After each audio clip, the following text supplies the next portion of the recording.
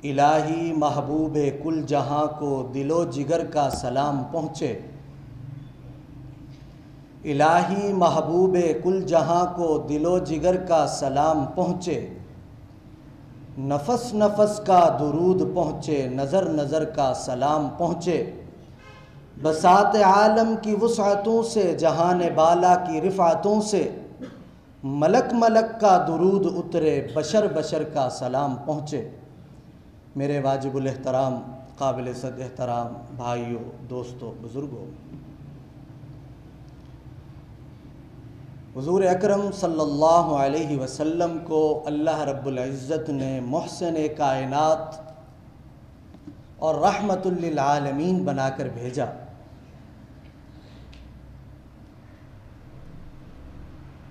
اور ان کی رحمت کا شمول صرف مسلمانوں تک محدود نہیں رکھا، بلکہ تمام انسانیت اور تمام کائنات کے لیے اللہ رب العزت نے حضور علیہ السلام کو محسن اور رحمت بنا کر بھیجا۔ اور اس رحمت کا سب سے بڑا حصہ مسلمانوں کے مقدر میں آیا، جس پر اللہ رب العزت نے اپنا احسان جتلایا۔ بے شمار اشیاء اللہ رب العزت نے ہمیں عطا کی، احسان نہیں جتلایا، لیکن جب حضور علیہ السلام جیسا عالی شان پیغمبر ہمیں عطا فرمایا تو اللہ رب العزت نے احسان جتلایا۔ لقد من اللہ علی المؤمنین اذ بعث فیہم رسولا، کہ اللہ رب العزت نے مومنین پر احسان کیا۔ کیا احسان؟ اذ بعث فیہم رسولا، کہ ان میں محمد الرسول اللہ صلی اللہ علیہ وسلم جیسا پیغمبر مبعوث فرمایا۔ اللہ تعالیٰ نے جو مقام، جو شرف، جو عزت حضور علیہ السلام کو عطا کی، کائنات میں حضرت آدم علیہ السلام سے لے کر آخری انسان تک ایسی عزت، ایسا شرف، ایسا مقام کسی کو عطا نہیں کیا گیا۔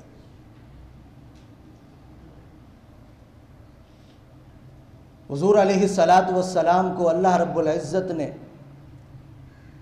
کئی خصوصیات سے نوازا جو آپ کے علاوہ کسی اور کو عطا نہیں کی گئی۔ ان میں ایک خصوصیت حضور علیہ السلام پر درود شریف کا پڑھنا ہے۔ درود شریف ایک سلام ہے جو حضور علیہ السلام کی خدمت اقدس میں پیش کیا جاتا ہے، بے شمار فضائل کا حامل ہے، جس سے دنیا اور آخرت کی کامیابی اور بھلائی ممکن ہے۔ اور یہ ایسی لازوال دولت ہے کہ جس کو یہ حاصل ہو جائے، اس کا دین بھی سنور جاتا ہے، اس کی دنیا بھی سنور جاتی ہے۔ درود و سلام محبوب خدا صلی اللہ علیہ وسلم کی تعریف ہے، اللہ رب العزت کی رحمت کا خزانہ ہے،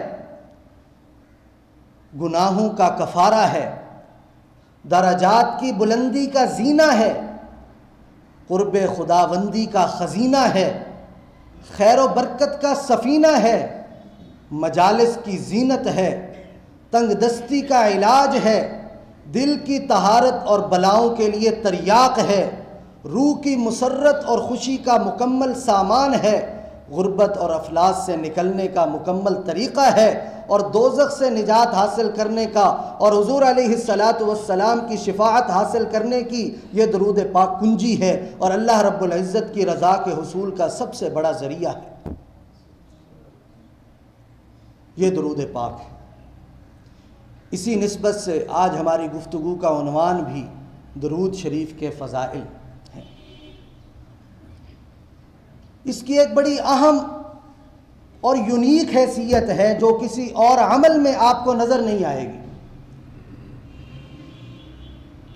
قرآن پاک میں اللہ رب العزت نے بہت سے احکامات ہمارے لیے نازل فرمائے، نماز، روزہ، حج، زکوٰۃ، جہاد، اور بہت سے انبیاء کی اللہ رب العزت نے قرآن پاک میں تعریفیں کی، ان کی توصیفیں بیان کی، ان کا اعزاز اور اکرام بیان کیا۔ مثلا حضرت آدم علیہ السلام کو پیدا کیا تو اللہ رب العزت نے فرشتوں کو حکم دیا کہ ان کو سجدہ کرو۔ حضرت آدم علیہ السلام کی عزت اور توقیر ہو رہی ہے۔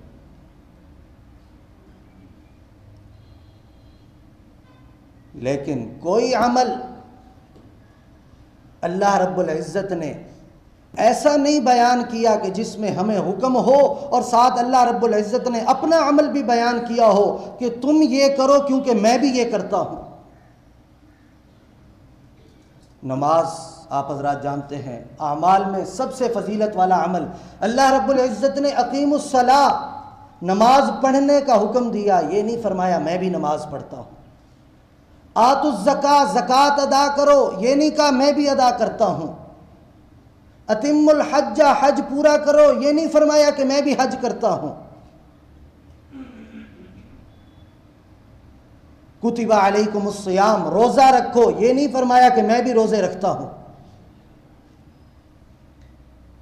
درود شریف وہ واحد عمل ہے کہ جس کا صرف اللہ رب العزت نے حکم نہیں دیا کہ مسلمانوں یہ کرو، بلکہ پہلے اپنا عمل بتایا۔ کیا فرمایا؟ ان اللہ، صرف اللہ نہیں، وملائکتہ، اس کے فرشتے بھی، یصلون علی النبی، نبی کریم صلی اللہ علیہ وسلم پر درود و سلام بھیجتے۔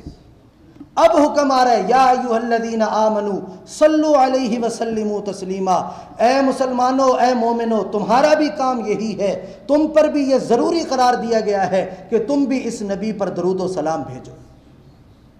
واحد عمل جس میں اللہ رب العزت نے اپنا عمل ساتھ بتایا۔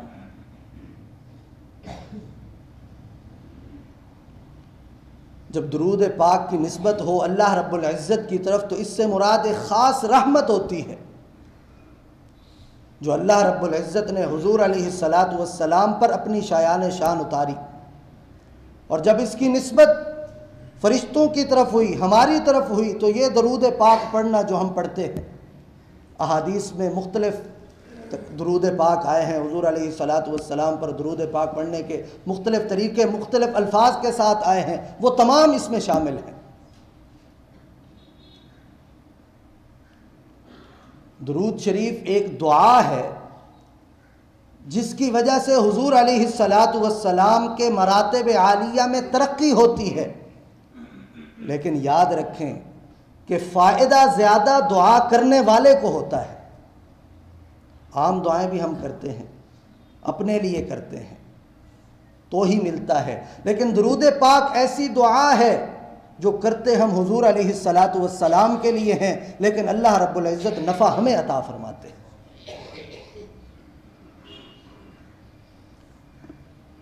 اور اللہ تعالیٰ نے اس کو حضور علیہ السلام کے حقوق میں سے رکھا۔ جب اللہ تعالیٰ نے اتنا عالی شان پیغمبر ہمیں عطا کیا تو اس کے کچھ حقوق رکھے،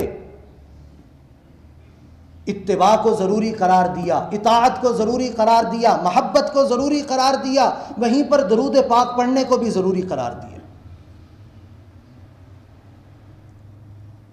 جب یہ آیت نازل ہوئی ان اللہ وملائکتہ یصلون علی النبی، تو صحابہ کرام رضوان اللہ علیہم اجمعین نے عرض کیا، یا رسول اللہ صلی اللہ علیہ وسلم، سلام کا طریقہ تو ہمیں معلوم ہے، التحیات میں ہم پڑھتے ہیں السلام علیک ایھا النبی ورحمۃ اللہ وبرکاتہ، صلاۃ کا طریقہ بتا دیجئے۔ تو حضور علیہ السلام نے درود ابراہیمی اللہم صلی علی محمد وعلی آل محمد کما صلیت علی ابراہیم وعلی آل ابراہیم انک حمید مجید، اللہم بارک علی محمد وعلی آل محمد کما بارکت علی ابراہیم وعلی آل ابراہیم انک حمید مجید پڑھا اور فرمایا یہ صلاۃ ہے۔ اب دل میں ایک سوال آ سکتا ہے کہ جب اللہ بھی اس کے فرشتے بھی حضور علیہ السلام پر درود پڑھتے ہیں، سلام پڑھتے ہیں، تو ہمارے درود و سلام کی، ہماری اس دعا کی کیا ضرورت ہے؟ اس سوال کو علامہ رازی نے رحمہ اللہ تفسیر کبیر میں نقل کیا اور جواب دیا کہ ہم حضور علیہ السلام پر اس وجہ سے درود اور سلام نہیں بھیجتے کہ وہ ہمارے درود و سلام کے محتاج ہیں، ہرگز ایسا نہیں ہے۔ اگر ایسا ہوتا تو پھر فرشتوں کی بھی ضرورت نہ ہوتی، صرف اللہ رب العزت کا درود حضور علیہ السلام پر بھیج دینا کافی ہو جاتا۔ چہ جائے کہ ہمیں بھی حکم ہوتا، فرشتوں کو بھی حکم ہوتا، تو یاد رکھیں حضور علیہ السلام پر ہمارا درود پڑھنا یہ اس وجہ سے نہیں کہ حضور ہمارے اس درود و سلام کے محتاج ہیں، بلکہ محتاج ہم ہیں، اور ہم حضور علیہ السلام کی عظمت کا اظہار کر رہے ہیں۔ یہ مسئلہ بالکل ایسا ہی ہے جیسے ہم اللہ رب العزت کا ذکر کرتے ہیں مختلف الفاظ کے ساتھ، الحمدللہ، سبحان اللہ، اللہ اکبر، لا الہ الا اللہ۔ ہم میں سے کوئی بھی یہ نہیں سوچتا کہ اس کی ضرورت اللہ رب العزت کو ہے، بلکہ ضرورت ہمیں ہوتی ہے۔ ایسے ہی حضور علیہ السلام پر درود پاک پڑھنا، کہیں دعا سے یہ مطلب نہ سمجھے کہ حضور ہماری درود اور دعا کے محتاج ہو گئے، نہیں، بلکہ احتیاجی اور محتاجگی اور ضرورت ہمیں ہے۔ احادیث میں بے شمار فضائل ہے، وقت کے حساب سے کچھ عرض کر دیتا ہوں۔ حضور علیہ السلام نے ارشاد فرمایا، جو مجھ پر ایک بار درود پڑھتا ہے، من صلی علیہ واحدۃ، ایک بار درود پڑھتا ہے، تو اللہ رب العزت کو یہ عمل اس قدر محبوب ہے کہ اللہ رب العزت اس پر 10 بار سلامتی اور 10 بار رحمتیں نازل فرماتے ہیں، اور 10 گناہ اس کے نامہ اعمال سے مٹا دیے جاتے ہیں ایک بار پڑھنے سے، اور 10 درجات کو بلند کر دیا جاتا ہے۔ اور درود پاک حضور علیہ السلام کے قرب کا ذریعہ ہے۔ حضور علیہ السلام نے ارشاد فرمایا، قیامت کے دن میرے سب سے زیادہ قریب وہ لوگ ہوں گے جو مجھ پر درود پڑھا کرتے تھے، جو مجھ پر سلام بھیجا کرتے تھے۔ قیامت کے دن اللہ رب العزت ان کو میرا قرب عطا فرمائیں گے۔ اور یہ محبت کا، آپ کسی کا تذکرہ کرتے ہیں، بار بار کرتے ہیں، یہ محبت کی علامت ہوتی ہے، اور حضور علیہ السلام کی محبت ہمارے ایمان کا جز ہے، ایمان سے خارج نہیں ہے۔ حضور علیہ السلام نے فرمایا، لا یؤمن احدکم حتی اکون احب الیہ من والدہ وولدہ والناس اجمعین، کوئی شخص اس وقت تک کامل مومن نہیں ہو سکتا جب تک میں اس کے ہاں، اس کے ماں باپ سے، اس کی اولاد سے، تمام لوگوں سے زیادہ محبوب نہ ہو جاؤں۔ تو حضور علیہ السلام سے محبت کرنا، کائنات کی تمام چیزوں سے، تمام لوگوں سے زیادہ محبت حضور علیہ السلام کی ذات سے کرنا، یہ حضور سے محبت کی علامت ہے۔ اور حضور صلی اللہ علیہ وسلم کی محبت کا اظہار کیسے ہوگا؟ اتباع کر کے، محبت کر کے، اور یہ درود پاک پڑھ کے۔ اور فرمایا، جو مجھ پر درود شریف پڑھے گا قیامت کے دن وہ میرے سب سے زیادہ قریب ہوگا، اور جس قدر پڑھے گا اتنا زیادہ قریب ہوگا۔ اول الناس بی، سب سے زیادہ قریب وہ ہوگا جو جس قدر مجھ پر درود پڑھے گا۔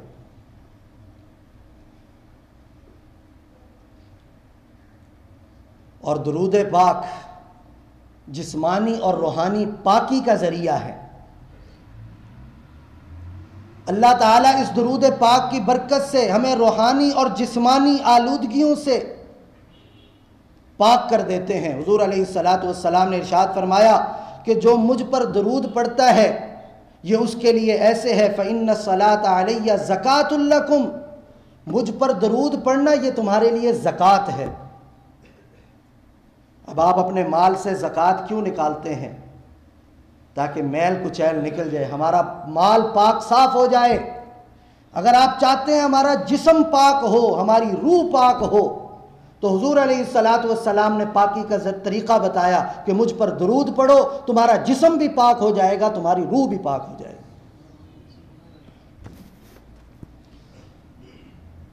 اور گناہوں کی بخشش کا ذریعہ ہے۔ حضور علیہ السلام نے ارشاد فرمایا، حضرت انس بن مالک رضی اللہ عنہ سے روایت ہے کہ جب دو بندے آپس میں ملتے ہیں، دو مومن بندے اپنے ذاتی کام کی غرض سے، جب حضور علیہ السلام کا نام نامی اسم گرامی آتا ہے، درود پڑھتے ہیں، وہ بھی پڑھتا ہے، وہ بھی پڑھتا ہے، تو اس کی برکت سے ان کی محفل ختم ہونے سے پہلے، ان کے آپس میں جدا ہونے سے پہلے اللہ رب العزت اس درود پاک کی برکت سے ان کی مغفرت اور بخشش کے فیصلے فرما دیتے ہیں۔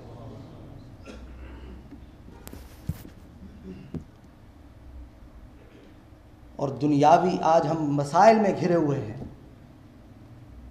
ہر شخص مختلف طریقوں سے پریشان ہے، طرح طرح کی پریشانیوں میں گھرا ہوا ہے۔ حضرت ابی بن کعب رضی اللہ عنہ کہتے ہیں، میں نے حضور علیہ السلام سے پوچھا، یا رسول اللہ صلی اللہ علیہ وسلم، میں آپ پر کثرت سے درود پڑھتا ہوں، اور مجھے آپ یہ بتا دیجئے جب میں دعا کروں تو میں آپ پر کتنا درود پڑھوں، اپنی دعا کا کتنا حصہ درود پاک کو بناؤں؟ حضور علیہ السلام نے ارشاد فرمایا، جتنا چاہو بنا لو۔ ابی بن کعب فرماتے ہیں، میں نے سوال کیا، یا رسول اللہ صلی اللہ علیہ وسلم 1/4 بنا لوں؟ فرمایا بنا لو، اگر اس سے زیادہ کر لو، اضافہ کر لو تو یہ اور بہتر ہے۔ میں نے عرض کیا، یا رسول اللہ صلی اللہ علیہ وسلم، اپنی دعاؤں کا آدھا حصہ درود پاک کو بنا لوں؟ فرمایا بنا لو، اس سے بھی اضافہ کرو تو اور اچھی بات ہے، اور عمدہ بات ہے۔ فرمایا 2/3 بنا لوں؟ پھر حضور علیہ السلام نے فرمایا بنا لو، لیکن اس سے بھی اضافہ کرو تو اور اچھی بات ہے۔ حضرت ابی بن کعب رضی اللہ عنہ فرماتے ہیں، میں نے عرض کیا، یا رسول اللہ صلی اللہ علیہ وسلم، اگر میں اپنی دعا کا سارا حصہ ہی درود کو بنا لوں پھر کیا ہوگا؟ تو حضور علیہ السلام نے ارشاد فرمایا، اس کی برکت سے اللہ رب العزت دنیاوی غموں سے تم کو دور کر دیں گے اور آخرت میں تمہاری مغفرت کے فیصلے فرما دیں گے۔ دعا میں یہی 2 مقصد ہوتے ہیں، دنیاوی مسائل سے دور ہو جانا، دنیاوی اشیاء کا حصول، اور اللہ رب العزت سے مغفرت طلب کرنا۔ حضور علیہ السلام نے ارشاد فرمایا، اگر تم اپنی ساری دعا درود ہی درود بنا لو گے، سلام ہی سلام بنا لو گے، اس کی برکت سے تم نے جو مانگا بھی نہیں ہوگا اللہ رب العزت تمہیں وہ بھی عطا فرمائے گا۔ اور دعا کی قبولیت کا ذریعہ یہ درود پاک ہے۔ حضرت عبداللہ بن مسعود رضی اللہ عنہ فرماتے ہیں، ایک مرتبہ میں مسجد میں تھا، حضور علیہ السلام بھی موجود تھے، سیدنا صدیق اکبر رضی اللہ عنہ بھی موجود، سیدنا فاروق اعظم رضی اللہ عنہ بھی موجود۔ میں نماز پڑھ رہا تھا، نماز سے میں فارغ ہوتا ہوں، دعا کے لیے ہاتھ اٹھاتا ہوں، سب سے پہلے اللہ رب العزت کی حمد کرتا ہوں، اس کے بعد حضور علیہ السلام پر درود پڑھتا ہوں، اس کے بعد اپنی جو چیز مجھے مطلوب ہوتی ہے وہ مانگتا ہوں۔ حضور صلی اللہ علیہ وسلم میرا یہ سارا عمل جب دیکھتے ہیں خوشی کا اظہار فرماتے ہیں اور 2 مرتبہ فرماتے ہیں، سل تعطہ، تو جو مانگے گا تجھے وہ عطا کیا جائے گا، تو جو مانگے گا تجھے عطا کیا جائے گا، درود پاک کی برکت سے۔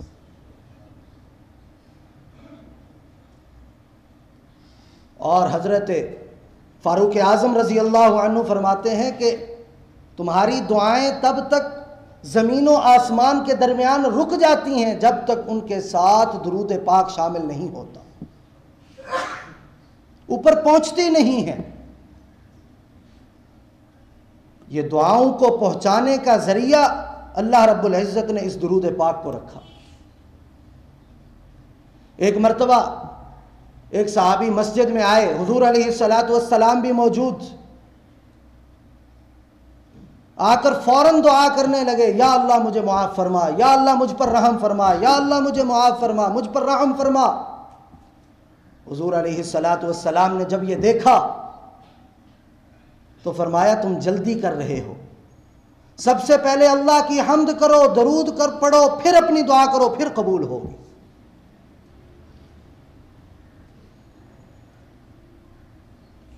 اور کتنا بڑا عمل! حضور علیہ السلام نے ارشاد فرمایا، جبرائیل میرے پاس آئے اور مجھے آ کر کہا کہ اللہ رب العزت کی طرف سے پیغام ہے۔ کیا پیغام ہے؟ حضور صلی اللہ علیہ وسلم خوشی کے عالم میں بتاتے ہیں، اپنی امت کے لیے خوش ہو رہے ہیں۔ کیا خوشی ہے؟ حضرت جبرائیل امین نے آ کر اللہ رب العزت کا پیغام دیا، من صلی علیک صلیت علیہ ومن سلم علیک سلمت علیہ۔ اے محبوب، جو آپ پر صلات بھیجے گا، درود بھیجے گا، میں اس پر درود بھیجوں گا، جو آپ پر سلام بھیجے گا میں اس پر سلامتی نازل فرماؤں گا۔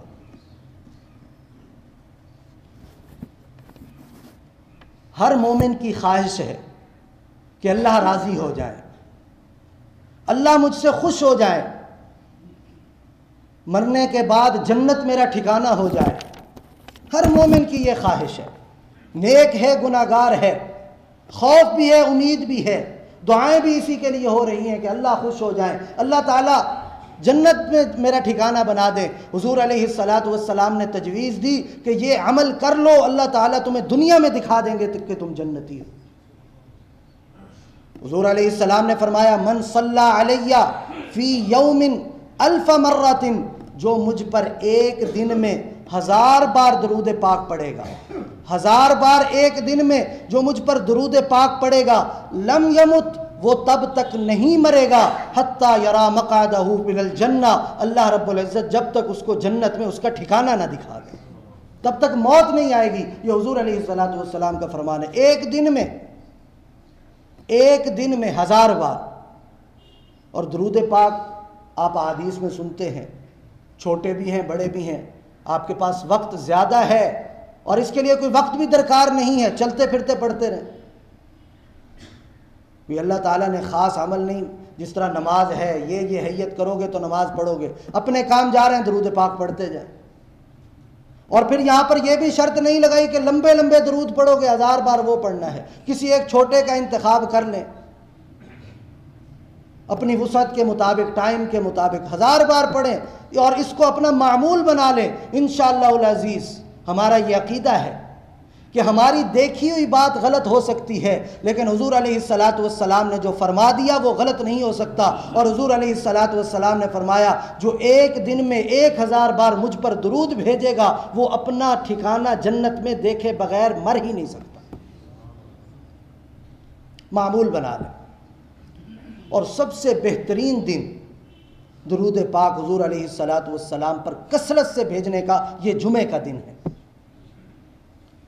خود حضور علیہ السلام نے ارشاد فرمایا، جمعے کا دن تمہارے دنوں میں سب سے افضل دن ہے۔ اس دن حضرت آدم علیہ السلام کو پیدا کیا گیا، اس دن ان کی روح قبض کی گئی، اس دن سور بھونکا جائے گا، اسی دن لوگوں کو بے ہوش کیا جائے گا۔ اور حضور علیہ السلام نے ارشاد فرمایا کہ تم بھی اسی دن مجھ پر درود کثرت سے بھیجا کرو، کیونکہ اس دن درود میرے پاس پیش کیے جاتے ہیں۔ صحابہ کرام رضوان اللہ علیہم اجمعین نے عرض کیا، یا رسول اللہ صلی اللہ علیہ وسلم، امت کے لیے سوال ہو رہا ہے، یا رسول اللہ آج تو آپ دنیا کے اندر موجود ہیں، آپ تک پہنچایا جا رہا ہے، جب آپ اس دنیا سے رحلت فرما جائیں گے، یہ ظاہری آنکھیں بند ہو جائیں گی، دنیا سے پردہ فرما جائیں گے، پھر آپ تک کیسے پہنچایا جائے گا؟ تو حضور علیہ السلام نے فرمایا کہ اللہ رب العزت نے مٹی پر انبیاء کے جسموں کو حرام کر دیا۔ الانبیاء احیاء فی قبورہم، انبیاء اپنے قبروں میں زندہ رہا کرتے ہیں، اور ان پر درود سلام جو امت ان تک بھیجتی ہے وہ جمعہ کے دن پیش کیا جاتا ہے۔ حضور علیہ السلام کا اپنا فرمان ہے۔ اور فرمایا، جو مجلسیں درود سے خالی ہیں وہ باعث حسرت ہیں۔ قیامت کے دن حسرت ہوگی کہ ہماری فلاں فلاں محفل درود سے خالی کیسے رہے گی، سلام سے خالی کیسے رہے گی۔ حضور علیہ السلام نے فرمایا، وہ اہل مجلس کے لیے باعث حسرت ہوں گی، اللہ چاہیں تو معاف کر دیں اور اگر اللہ چاہیں تو اس پر مواخذہ فرما دیں۔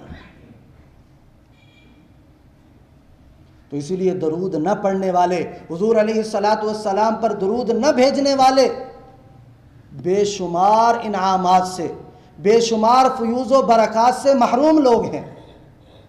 اور حضور علیہ الصلاۃ والسلام نے ان کے لیے تنبیہ بیان فرمائی، فرمایا کہ جو شخص درود پڑھنا بھول گیا، حقیقت یہ ہے کہ وہ جنت کا راستہ بھول گیا۔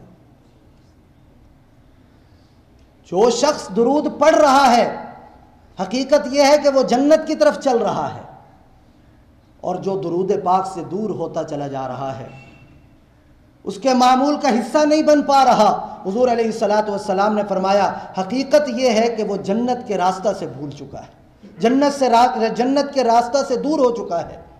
اور حضور علیہ الصلاۃ والسلام، آپ حضرات جانتے ہیں کہ عام طور پر بد دعا نہیں فرمایا کرتے تھے، لیکن ایسے شخص کے لیے کہ جو حضور علیہ الصلاۃ والسلام پر درود و سلام کے نذرانے پیش نہیں کرتا، حضور صلی اللہ علیہ وسلم نے بد دعا فرمائی، راغم انف، اس شخص کا ناک خاک آلود ہو جائے، ذکرت عبدہ، جب اس کے سامنے میرا ذکر کیا جائے، فلم یصلی علیہ، وہ اس وقت مجھ پر درود نہ بھیجے۔ اور حضور علیہ الصلاۃ والسلام نے فرمایا سب سے بڑا بخیل انسان وہ ہے جس کے سامنے میرا تذکرہ کیا جائے اور وہ مجھ پر درود نہ بھیجے۔ اور سیدنا حسین رضی اللہ عنہ اپنے والد سے یعنی حضرت علی المرتضیٰ رضی اللہ عنہ سے روایت کرتے ہیں کہ ایسا شخص سب سے بڑا بخیل ہے، اس سے بڑا بخیل اور ہو ہی نہیں سکتا کہ جس کے سامنے حضور علیہ الصلاۃ والسلام کا تذکرہ ہو اور وہ اس پر درود نہ پڑھے۔ ایک لمبی روایت ہے، ہم اپنے موضوع کا حصہ یہاں پر جو ہے وہ میں تذکرہ کرتا ہوں۔ حضور علیہ الصلاۃ والسلام ایک موقع پر منبر پر تشریف لے گئے، صحابہ کو اپنے قریب کیا، پہلی زینے پر چڑھے آمین، دوسرے پر آمین، تیسرے پر آمین۔ جب خطبہ ارشاد فرما لیا، صحابہ نے سوال کیا یا رسول اللہ صلی اللہ علیہ وسلم غیر معمولی بات دیکھ لی، کیا ماجرا ہے؟ حضور صلی اللہ علیہ وسلم نے ارشاد فرمایا کہ جبرائیل امین آئے تھے، انہوں نے 3 دعائیں کی، میں نے ان تینوں پر آمین کہا۔ کون سی 3 دعائیں؟ پہلی دعا یہ کہ حضرت جبرائیل امین نے فرمایا ہلاک ہو وہ شخص جو رمضان کے مہینہ کو پائے اور اس کی مغفرت نہ ہو، اور دوسرا میں نے کہا آمین۔ جب میں دوسرے زینے پر پہنچا تو حضرت جبرائیل امین نے پھر بد دعا کی، ہلاک ہو وہ شخص جس کے سامنے آپ کا ذکر کیا جائے اور وہ آپ پر درود نہ بھیجے، میں نے پھر آمین کہا۔ اور تیسرا حضور علیہ الصلاۃ والسلام نے ارشاد فرمایا کہ حضرت جبرائیل امین نے تیسری بد دعا یہ کی، ہلاک ہو وہ شخص جو اپنی زندگی میں اپنے والدین کو یا والدین میں سے ایک کو بڑھاپے کی حالت میں پائے اور وہ اس کے لیے مغفرت کا سامان نہ کر کے جائیں، یعنی ان کی خدمت کر کہ ان کو راضی نہ کر دے۔ حضرت جبرائیل امین نے کہا وہ بھی ہلاک ہو، میں نے اس پر بھی کہا آمین۔ یہ 3 اعمال۔ دوسرا عمل کہ حضور علیہ الصلاۃ والسلام کا تذکرہ ہو اور اس پر درود پاک نہ آئے تو حضرت جبرائیل امین کی بد دعا ہے، حضور علیہ الصلاۃ والسلام کی آمین ہے۔ جب ایک نوریوں کا سردار ہے اور ایک تمام کائنات کا سردار ہے، جب دونوں کی بد دعا ایک شخص کے لیے ہو جائے گی تو اس کو ہلاکت سے کون بچا سکتا ہے؟ تو اسی لیے اپنی زندگی کا معمول بنا لیں، چلتے پھرتے اٹھتے بیٹھتے اللہ رب العزت کا ذکر کریں، حضور علیہ الصلاۃ والسلام پر کثرت سے درود بھیجیں، خاص طور پر جمعہ کے دن حضور علیہ الصلاۃ والسلام پر درود پڑھنے کے لیے اس کا انتخاب کر لیں تاکہ یہ ساری رحمتیں برکتیں ہمیں بھی حاصل ہوں اور جو بد دعائیں ہیں ان سے اللہ تعالیٰ ہماری حفاظت فرمائیں۔ وآخر دعوانا الحمدللہ رب العالمین۔ یہ ایک اعلان ڈی ایچ اے انتظامیہ کی طرف سے ہے، یہ بھی سماعت فرما لیں کہ ڈی ایچ اے انتظامیہ نے خطیر رقم خرچ کر کے سگنل فری کوریڈور کا عظیم الشان منصوبہ پایہ تکمیل تک پہنچایا ہے تاکہ ڈی ایچ اے اپنے معزز رہائشیوں کے لیے رکاوٹوں سے مبرہ سفری سہولت مہیا کر سکے۔ بحیثیت ذمہ دار شہری آپ کا بھی یہ فرض ہے کہ اس منصوبے کو کامیاب بنایا جائے، جس کے لیے رہائشی علاقوں کے گرین بیلٹ سے غیر ضروری تجاوزات مثلاً گملے، ڈیکوریشن، جنگلہ، باڑ، پتھر اور خاردار تاریں وغیرہ کو رضاکانہ طور پر ہٹانا شامل ہے تاکہ ٹریفک کی روانی کو جاری رکھا جا سکے۔ معزز رہائشیوں کی سہولت کے لیے سپریم کورٹ کے حکم گزٹ آف پاکستان 2007 جز 6 کی شق 38E اور DHA building control construction regulation 2014 کی شک نمبر 26 اور 81 کے مطابق 2 مخالف گھروں کا درمیانی راستہ یعنی گزرگاہ بشمول گرین بیلٹ پر DHA کا استحقاق ہے۔ باؤنڈری وال کے باہر تجاوزات کی شکل میں تزئین و آرائش کرنا سختی سے منع ہے۔ صرف متوازی شکل میں دیوار کے ساتھ ساتھ 2 فٹ آگے تک پھول پودے لگانے کی اجازت ہے، لہذا تمام قسم کی ناجائز تعمیرات، تجاوزات، رکاوٹیں اور وائلیشن کو اپنے گھروں کے ارد گرد سے مورخہ